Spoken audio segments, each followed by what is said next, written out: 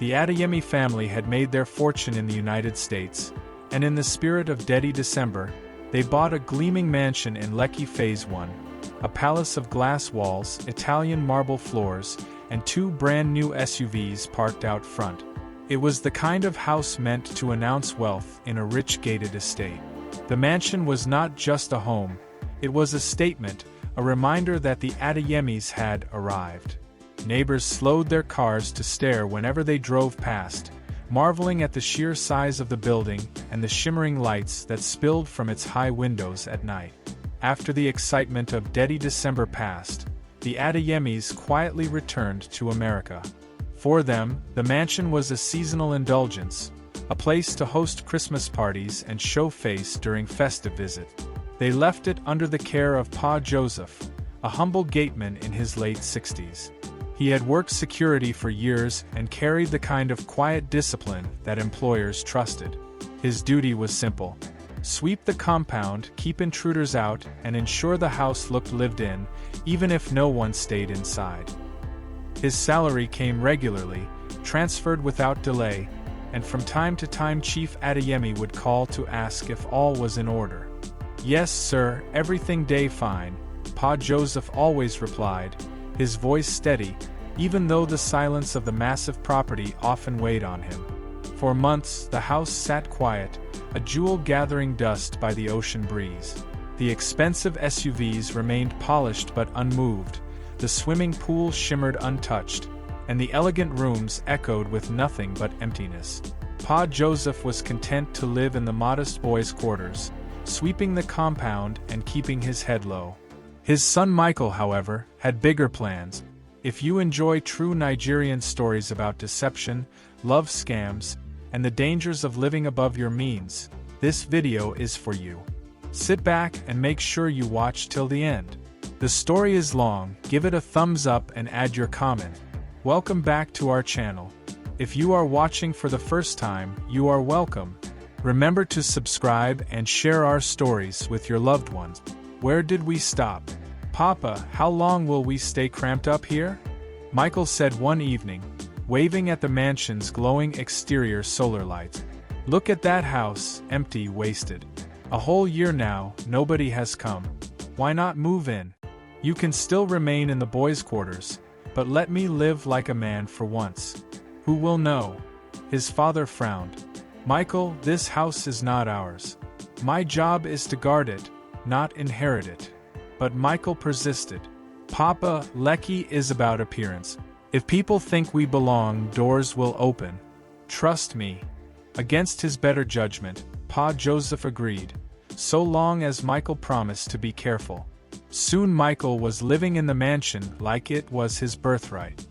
He posted photos on Instagram in the marble-floored living room, lounged by the pool with shades on, and drove the 2 SUVs around Lekki traffic like a certified Lagos big boy. Neighbors whispered, "That must be the Adeyemi son. See as he dey carry himself." Pa Joseph scolded him often. "Michael, don't tempt God. If the owners return, we are finished." Michael only laughed. "Relax, Papa. This house is our ticket out of poverty. Watch me." He courted women, inviting them over, dazzling them with the chandeliers and luxury furniture. Michael moved about the mansion as though it were his birthright, guiding his guests across marble floors, letting their fingers graze imported velvet couches, and pointing out the sparkling chandeliers that glittered like crowns overhead.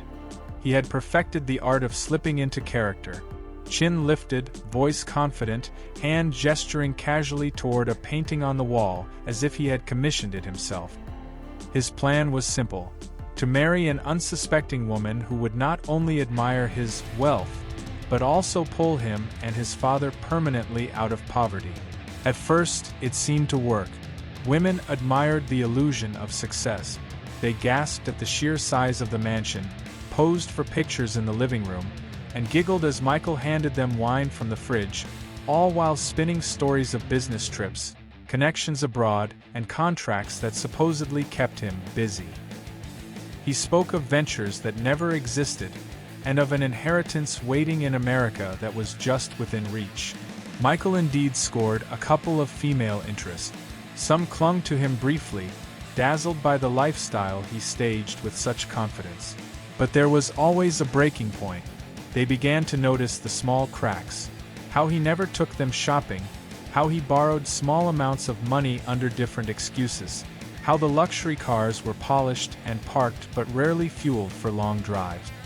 He had no money to sponsor the lifestyle they expected from a Lekki big boy. Some stayed long enough to enjoy the fantasy, but once they sensed his scheming, they slipped away. The women of Lekki had seen such men before, men who lived by appearances, men who borrowed shine. One by one, they left, and each time Michael's anger grew sharper. Yet, the lifestyle was intoxicating. The mansion itself became his drug, fueling his ego and paying his bills in subtle ways.